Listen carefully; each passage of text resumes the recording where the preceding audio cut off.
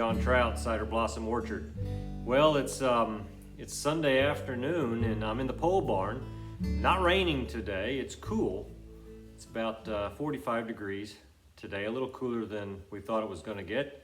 That's good, that's good. Every day that you get right now that is anywhere below norm just extends spring just a little bit further and makes me a little more comfortable when it comes to my apple trees. But I want to talk about dormant sprays today because that's what I'm going to do.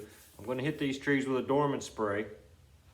I try to do this right about green tip, and we're right there. I looked at some buds yesterday, and you know we're at silver tip, and just I think the gala tree had a little bit of green tip on it. So now's about the time I want to come after my trees with dormant oil. And I do nothing more than go down to the local nursery and pick up what they've got on the shelf, which tends to be this high yield right here. I mix this at about 6 tablespoons per gallon of water. That tends to do the trick. I think that's the recommendation for fruit trees and for San Jose scale, because fruit trees tend to be a little bit tougher, a little different than ornamentals maybe. But what this does is that oil, if it reaches the insects, which tend to be behind the crevices in the bark and those places that are hard to get to. So if I have one real piece of advice when it comes to spraying dormant oil, it is that you need to put a lot of water on the tree because you got to cover all the surfaces. And I really try to focus on that main trunk where there might be those crevices in there and hit that pretty hard. So it takes a little bit of spray to get this right. 6 tablespoons a gallon. You know, it's hard to tell how it's working for you. I guess you can look at what you've got as far as the insect control later on in the year, but that's what this is about, is reaching those overwintering insects, the scales, the aphids, what is the other one on there? White flies or some kind of bit. I really think about the scale for me. That's a pretty big one. Leaf rollers could be one. Them and their eggs, okay? So you want to smother them. Takes a lot of spray. And another thing I like to do at this same time that I'm doing the dormant oil is put in a copper spray. My bag's been used here. But this is probably something you may not be doing if you're doing dormant oils. But if you've got fire blight, if that's a concern in your orchard, start mixing this in with your dormant oil. I started doing this about, I started putting on copper maybe 8 years ago when I started having real fire blight issues. And I believe I went up to 3 tablespoons per gallon of dormant oil mix. And I think I backed that down in recent years to about 1.5 tablespoons per gallon of this copper.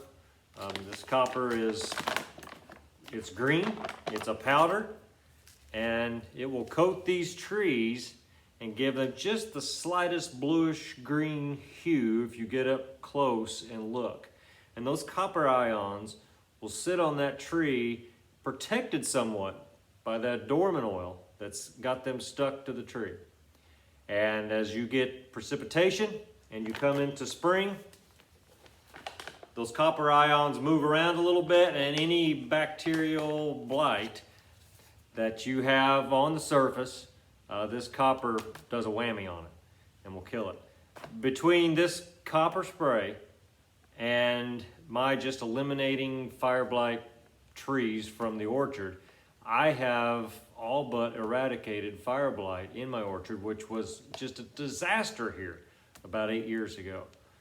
This and getting rid of some really prone trees that had it, that couldn't be saved, just tearing them out, did that for me. So this is a Q-Pro 5000.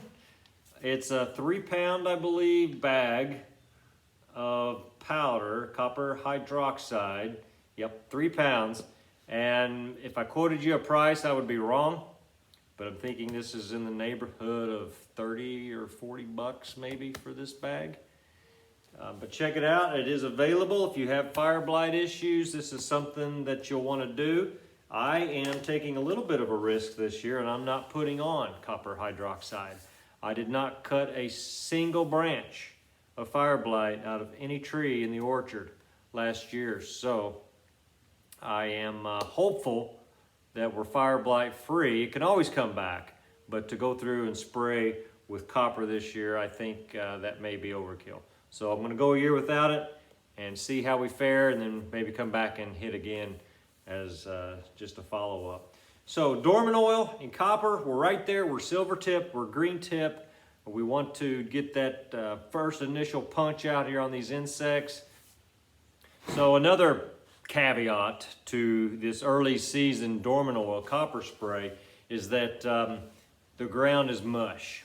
And the typical taking the four-wheeler with the sprayer behind it or whatever you might have doesn't work so well because the ground is so soft.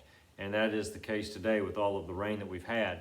So I'm back out here with a hand sprayer, and just the volume of water that I've got to put on these trees, I'll have to come back and fill up a couple of times. A little bit of an inconvenience, but that's just part of the early season spraying with a small orchard like this, and you got trees in places that are kind of wet right now. So, not sure, I may have in my notes how many gallons I went through last year when I treated with dormant oil and copper, but offhand, I'm not sure. I don't even want to think about it, but hopefully, I've got a few hours here before dark. I'll get her done before dark, and these trees will be set for a strong start to 2020. Thanks for watching.